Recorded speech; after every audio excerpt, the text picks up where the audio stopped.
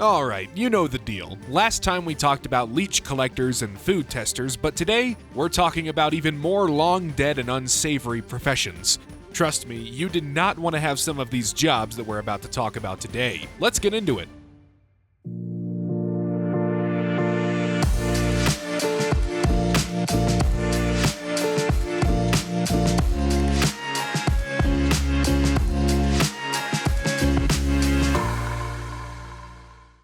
Welcome back to Thinkology. My name is Zach, and today we're here to talk about more obsolete jobs. Some of these simply went away when modern tech replaced them, while others are incredibly questionable. We will be discussing murder in this episode, so please be aware of that, and if you don't want to hear about murder, well, watch another one of our episodes instead. After all, the first job is a bit rough: resurrectionists. Resurrectionists were known for literally digging up corpses to sell to medical schools.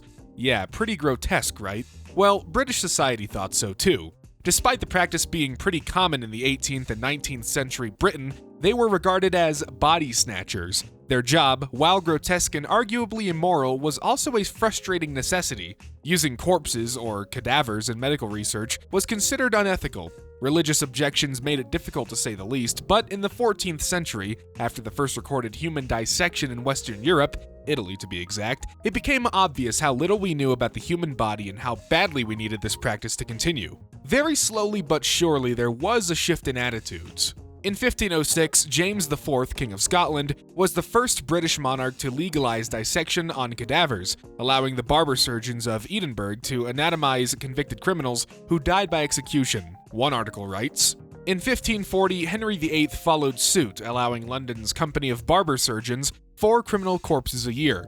While this annual figure eventually increased to 6 cadavers under Charles II's reign in the 1600s, it wasn't enough for surgeons and apprentices to progress in their field, and so other means of acquisition were sought. A trend of gathering unclaimed corpses that were apparently scattered about the streets of 17th and 18th century British cities followed. Then came the Murder Act of 1752, which stated that after execution, all convicted murderers would be made an example of through the public display of their hanged corpse, or be handed over to barber surgeons for dissection. The latter was widely believed to be the worse fate. But even so, supplies failed to meet increasing demands, and once again, alternative methods were employed. Which brings us back to one of our jobs of the day, resurrectionists. They filled that gap in the market, so to speak. Their job actually inspired Mary Shelley's novel Frankenstein as well. Unfortunately, even if this job may have been needed for doctors at the time, it didn't always attract the greatest employees. The London Burkers operated as a gang, stealing and selling dead bodies to hospitals, surgeons, and medical students. John Bishop, Thomas Williams, Michael Shields, and James May were the members of the group, and they were far more than just questionable. While some of the bodies may have been dug up or found on the streets, others were people that they had murdered. What better way to ensure that your victim is never found, right? Bishop and Williams would lure victims to their dwelling before drugging them and ultimately killing them. Apparently, they were only discovered after they delivered a 14-year-old boy to King's College. The pair made a grave mistake, though, and forgot that they were selling this body to a doctor who knew, upon inspection, that this boy hadn't died a natural death. His swollen face, bloodshot eyes, the rigidity of his limbs, and the freshness of the body were all contributing factors. Police became suspicious, and eventually, the men were caught.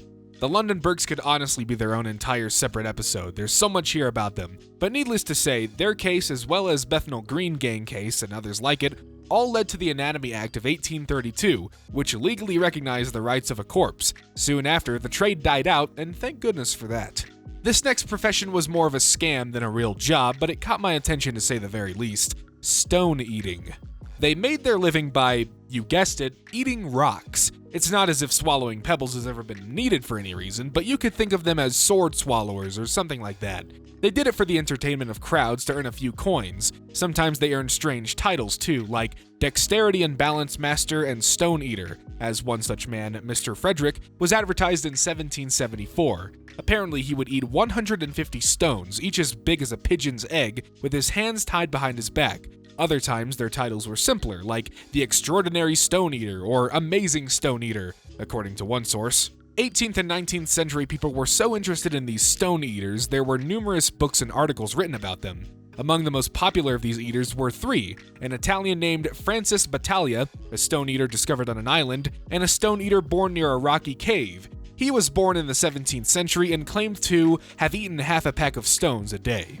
To me, this sounds like one of those things you couldn't possibly look away from. It might be fascinating, yet horrifying all at the same time watching someone do this.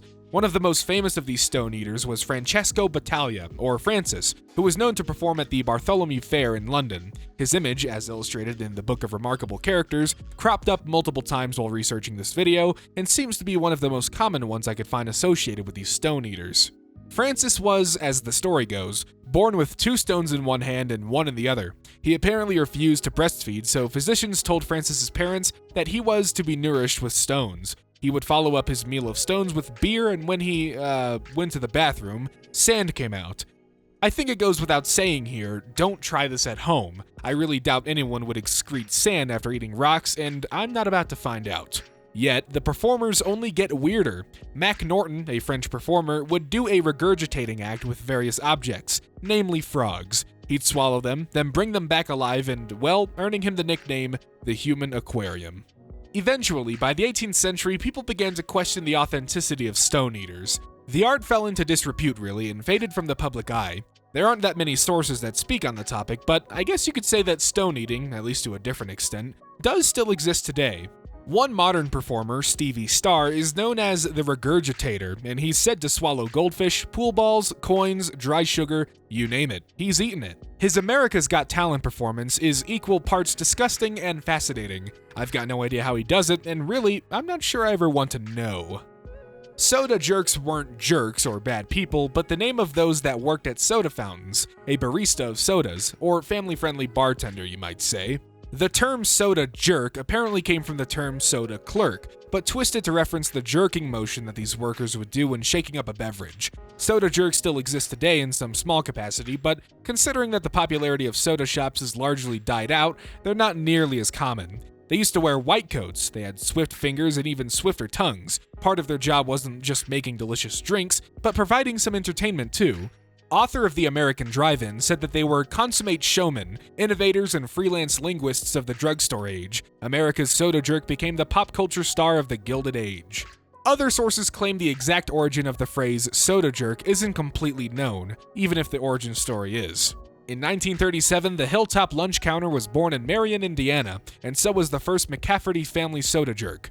Don McCafferty paid off a delinquent milk bill for $250 and inherited a troubling ice cream store in return. He worked very hard with little success, spending so much time in the store that a cot had to be brought into the restaurant. After a year of hard work, Don decided to sell the Hilltop. However, with the economy still in recession from the Depression, no buyers could be found. Even the local grocery store next to the Hilltop had to close its doors, leaving Don McCafferty and his dream about to come to an end. An owner of a local restaurant supply company convinced Don to take over the grocery store, remodel and enlarge the Hilltop with modern state-of-the-art equipment. This was a huge risk that Don decided to take. Don gave the man 1 year on the loan and told him that if it didn't work out, then he would sell. In the summer of 1938, with a new menu featuring the burger in a basket, a hamburger, french fries, and a Coke for 25 cents, Don McCafferty's dream came true and the restaurant took off, becoming a huge success. In 1950, the Hilltop did close, but the tradition of soda jerking has gone through quite a few phases. Not only that, but New York City soda jerks had their own lingo that disappeared when the 500,000 soda fountain employees throughout the US in the 30s and 40s vanished right along with it. If you've ever heard overcomplicated, strange, and funny ways of making an order, well, this is what soda jerks were known for utilizing.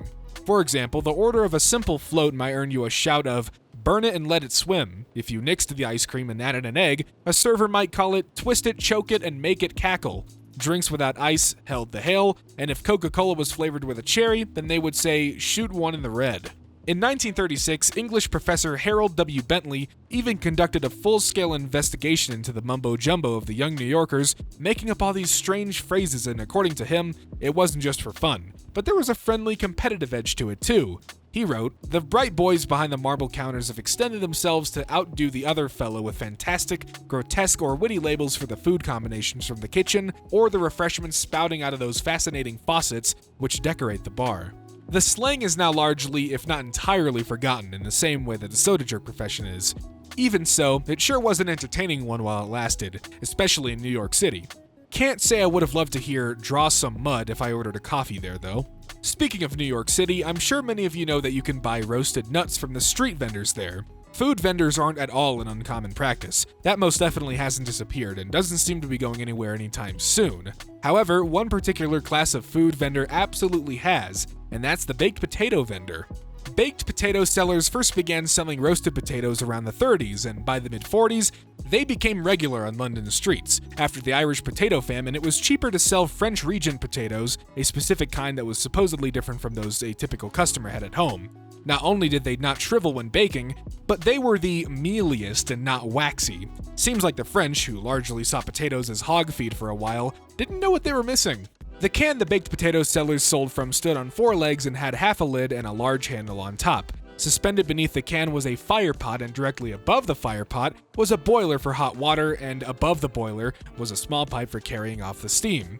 Additionally, at either end of the potato can were 2 compartments, one that held butter, pepper, and salt, and another compartment that held charcoal to keep the fire pot going. These cans would even be nicknamed at times, things like the Royal Union Jack, or the Royal George, or simpler names like Old Original Baked Potatoes, as they were a source of pride to the sellers.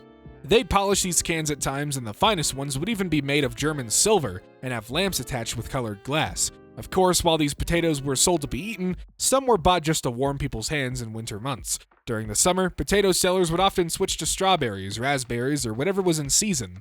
The most successful sellers could sell up to 900 or 1,000 potatoes a day. In 1851, the journalist Henry Mayhew wanted to get to know these workers better. He published London Labour and the London Poor, an influential and groundbreaking survey of London's working classes and criminal underbelly. I think it's fantastic that reports like these exist to talk about the everyday people that are largely forgotten when looking at historical events. So let's take a look at what a potato seller told him, shall we? In the interview, a seller told him, quote, "Such a day as this, sir, when the fogs like a cloud come down, people looks very shy at my taties. They've been more suspicious since the tatey rot. I sell mostly to mechanics. I was a grocer's porter myself before I was a baked tatey. Gentlemen does grumble though, and they've said, 'Is that all for tuppence?' Some customers is very pleasant with me and says I'm a blessing. They're women that's not reckoned the best in the world, but they pays me. I've trusted them sometimes, and I am paid mostly. Money goes one can't tell how, and especially if you drinks a drop as I do sometimes. Foggy weather drives me to it. I'm so worrited. That is now and then you'll mind, sir." End quote. Henry also interviewed other street sellers, such as a rhubarb and spice seller, a bird seller, a street comb seller, and more. These street vendors would have fascinating stories too, and you could feel as if you know them through these interviews. For example, the street comb seller says that she's not likely to get married and doesn't want to. Instead, she talks about how she's lived by herself for a while and shared a room with another woman who makes a living making little boxes. I'm not going to speculate if they were in a relationship or not, since she doesn't say it, but I did find this interesting. She also goes to the Victoria Theatre once or twice a month, though she doesn't know what's being played because she can't read the bills or the titles. The bird seller, who was disabled, says that he used to think of the birds as being like him. They was prisoners and I was a cripple, he stated. But the man adds that he thinks of the next world or the afterlife at times and feels quite sure that he won't be crippled there, and it brings him comfort. Potato sellers are only one kind of street vendor that's disappeared over the years. You won't really see combs, spices, and birds on the streets for sale nowadays. Food vendors are really common, and in North India, roasted sweet potatoes are pretty popular. Still, it's interesting how street vendors have evolved over time to suit societal and consumer needs.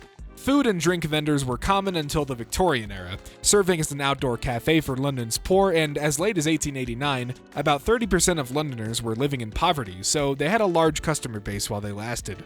A far less savory job that no longer exists is that of a crossing sweeper. Back when streets in the 19th century were dirty with litter and sewage, wealthy citizens hired a sweeper to literally sweep a path in front of them that would protect their long skirts and clothing coming in contact with manure. It was easy to become a crossing sweeper, all you needed was a broom, but they were considered just one step above a beggar. Henry Mayhew also wrote about this position as well in his book, and I was able to find a portion of it online. He stated, "We can scarcely walk along a street of any extent, or pass through a square of the least pretentious to gentility, without meeting one or more of these private scavengers. Crossing sweeping seems to be one of those occupations which are resorted to as an excuse for begging, and indeed, as many expressed to me, it was the last chance of obtaining an honest crust." Henry goes on to discuss the benefits of this job, undesirable as it sounds. The first is that you don't need to invest in much to begin, only the broom. The second is that, well, you're just barely above a beggar, because a service is being performed. The third is that there are benefits from being constantly seen in the same place. You can garner sympathy from neighboring households and have a small weekly allowance from them to be a consistent sweeper. In other words, yeah, not many benefits. There was some precaution these sweepers needed to take too. Some had to ask the police for permission to sweep in an area, and this would potentially protect them if another sweeper came along to take their post without permission. Apparently, if a crossing was vacant for a while, a sweeper might take it, but if the original sweeper came back, an officer on duty would generally re-establish him. Henry also talks about different kinds of crossing sweepers in his book, and addresses the able-bodied male sweepers, the able-bodied females, the Irish, and the afflicted or crippled class, as he referred to them. All these sweepers had their own stories about how they found themselves in this position. I highly recommend you look at their quotations in Henry's book, which will be linked in the sources down below. To quote one sweeper in Portman Square, "What put me up to crossing sweeping was this. I had no other thing open to be but the workhouse. But of course I'd sooner be out on my liberty, though I was entitled to go into the house of course, but I'd sooner keep out of it if I can earn an honest crust. One of my neighbors persuaded me that I should pick up a good crust at a crossing. The man who had been on my crossing was gone dead, and as it was empty, I went down to the police office in Marylebone Lane, and they told me I might take it, and gave my liberty to stop. I was told the man who had been there before me had been on it 14 years, and them was good times for gentle and simple and all, and it was reported that this man had made a good bit of money, at least so it was said. I had no idea the logistics that actually went into crossing sweeping, and it's these little quirks or factoids about the job that I find really interesting, and I hope you do too. Gutenberg also has an article devoted to crossing sweepers and says that there were professional sweepers, the morning sweeper, and occasional sweepers. There was even the Lucas Anon, or the sweeper who never sweeps, which just sounds like a paradox to me.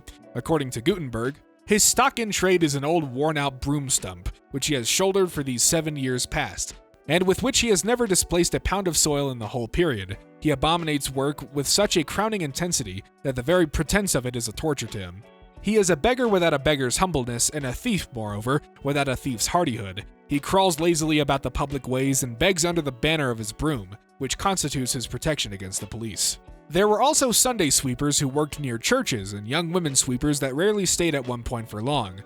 Once again, there's so much more to crossing sweeping than I ever could have imagined. Seriously, who knew a relatively simple job that you may have never even heard of was this common and multifaceted? Thankfully, it's for the best that this profession died out, as it means city streets, while still not exactly always clean, aren't dirty enough that you can't comfortably walk across them.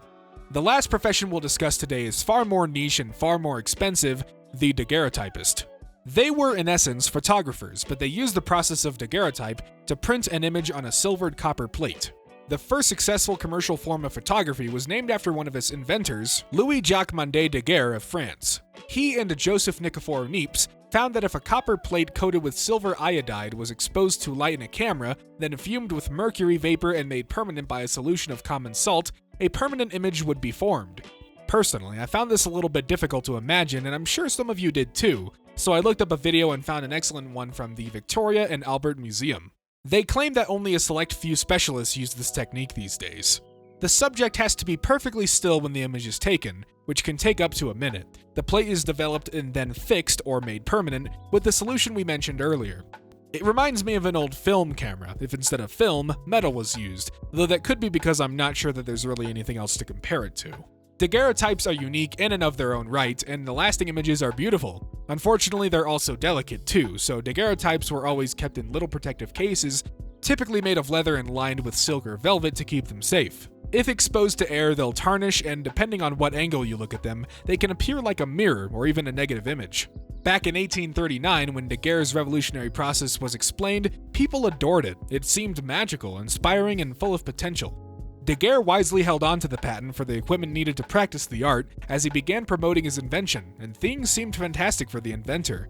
However, also in 1839, he took a devastating blow, as the Met explains. Neither Daguerre's microscopic nor his telescopic daguerreotype survive, for on March 8, 1839, the diorama and with it Daguerre's laboratory burned to the ground, destroying the inventor's written records and the bulk of his early experimental works. In fact, fewer than 25 securely attributed photographs by Daguerre survive. A mere handful of still lives, Parisian views, and portraits from the dawn of photography. Of course, there are still plenty of daguerreotypes out there today, whether in museums or online. Hell, you can even buy one off eBay if you want. For a time, this was all people had, and it wasn't for another decade at least that commercial photography really evolved in the public's eye once more. By the time that it did and paper or glass negatives were adopted, they replaced the need for the expensive daguerreotype process. To this day, though, there's no denying that they're still cool to look at. With all that said, though, that's where I'm going to end today's episode. I hope you all liked it. If you did, be sure to hit that like and subscribe button, and if you want to see more content from me, my personal channel, Zach X Fuller, is linked in the description below. See you around!